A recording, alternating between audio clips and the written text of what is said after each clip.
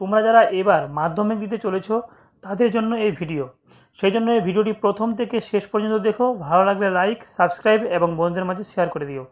আর আজকে তোমাদের আমি ঘ বিভাগ থেকে আমাদের জীবন বিজ্ঞানের একটা প্রশ্ন আজকে শুধু এই ভিডিওর মাধ্যমে আমি শেয়ার করব। সেই জন্য ভিডিওটি প্রথম থেকে শেষ পর্যন্ত দেখো।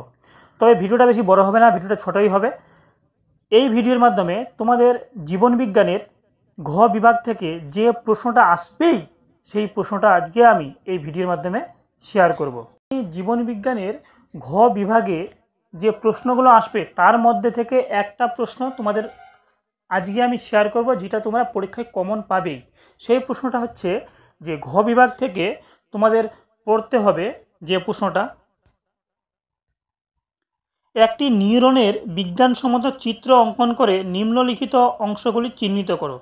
এই প্রশ্নটা এবার তোমাদের পরীক্ষায় আসবেই আসবে। সেই জন্য এই প্রশ্নটার উত্তরটা তোমরা, অর্থাৎ ছবিটা তোমরা ভালো করে প্র্যাকটিস করে নেবে এবং নামগুলো ভালো করে মনে রাখবে, তাহলে দেখবে তোমরা পরীক্ষায় এই প্রশ্নটা কমন পেয়ে যাবে।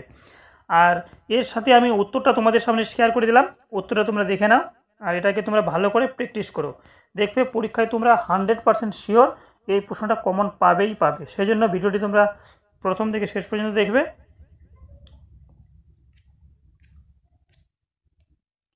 এই যে তোমরা ছবিটা দেখতে পাচ্ছ, এই ছবিটা তোমরা ভালো করে প্র্যাকটিস করে নেবে। আর নামটি দেওয়া আছে, এখানে যতগুলো নাম দেওয়া আছে সবগুলো নামেই তোমরা ভালো করে প্র্যাকটিস করে নেবে, কারণ এই নামগুলোর মধ্যে থেকেই কিন্তু তোমরা কমন পেয়ে যাবে।